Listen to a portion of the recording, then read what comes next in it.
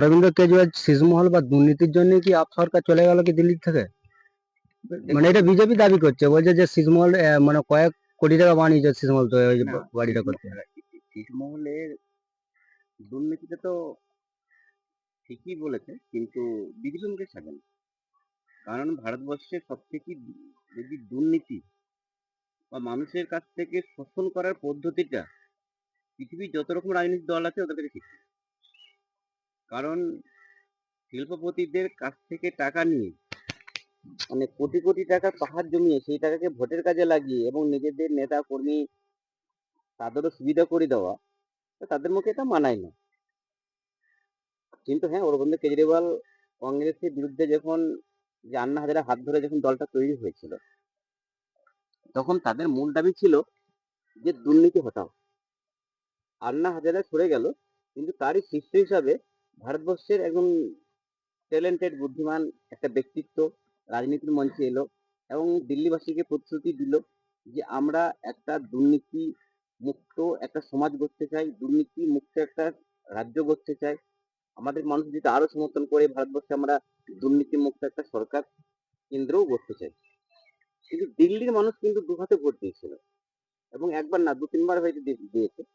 কিন্তু এটা দেখা গেল যে অরবিন্দ কেজরিওয়াল সহ ওর দলের নেতা কর্মীরা প্রচুর দুর্নীতি করেছে এবং অরবিন্দ মানে কেজরিওয়ালের যে শিশু মহল সেটা অবশ্যই, এটা অবশ্যই আছে। মানে কংগ্রেস যে একটা ইন্ডিয়া জোট তৈরি করেছে, যদি এরকম করে যদি ব্যবহার করে কংগ্রেস, তাহলে আঞ্চলিক দলগুলো কি কংগ্রেসের সাথে আর ভবিষ্যতে কি আর জোট করতে চাইবে? দেখুন, এই জোটের ব্যাপারটা আজ না অনেক দিন ধরেই চলছে। প্রথম জোটের যে কনসেপ্ট সেটা অটল বিহারী বাজপেয়ীর আগে টিকেন। অটল বিহারী বাজপেয়ী শুরুতেও টেকাতে পারেনি, কিন্তু 1999 থেকে অটল বিহারী বাজপেয়ী জোটটা কিন্তু খুব সুন্দর চালিয়ে 5টি বছর কাটিয়েছিল, মানে টোটাল ধরে 6 বছর। তার উপরে 2004 থেকে 2014 পর্যন্ত খুব সুন্দরভাবে যেটা ইউপিএ 1 ইউপিএ 2 এই জোটটা চলেছিল। তারপর থেকে নরেন্দ্র মোদীর নেতৃত্বে বিজেপি যে গোটা ভারতবর্ষে সরকার চালাচ্ছে 10 বছর হয়ে আজ 11 বছরে চলছে। তো এখন যে জোটটা আমরা দেখতে পাচ্ছি, কংগ্রেস যদি সেরকম শক্তিশালী একটা দল হতো তাহলে আঞ্চলিক দলগুলো একে মান্যতা দিত। এখন কংগ্রেস নিজেই খুব দুর্বল হয়ে গেছে। এখন আঞ্চলিক দলগুলো সেই জন্য কংগ্রেসকে মানছে না। এখন জোটের যে কনসেপ্টটা দেখা যাচ্ছে, সেই কনসেপ্টটা মানে জগা খিচুড়িকেও হার মানায়। বাংলায় যে একটা কথা আছে, জগা খিচুড়ি সেটাকেও হার মানায়। হাম কিসি সে কম নেই, মানে কেউ কারোর থেকে কম নয়। আবার একে অপরকে দোষ দেওয়া যায় না। যেমন ধরেন কংগ্রেস পশ্চিমবঙ্গে সে তার জায়গাটা ধরে রাখতে চাইছে, সেখানে তৃণমূল বলছে ওই পশ্চিমবঙ্গটা ছেড়ে তোমরা অন্য কোথাও করো। দেখুন, এতে কংগ্রেস বলছে অন্য কোথাও তো তোমাদের কিছু নেই। ঠিক একই রকম ভাবে সিকিমের ক্ষেত্রেও ঠিক তাই।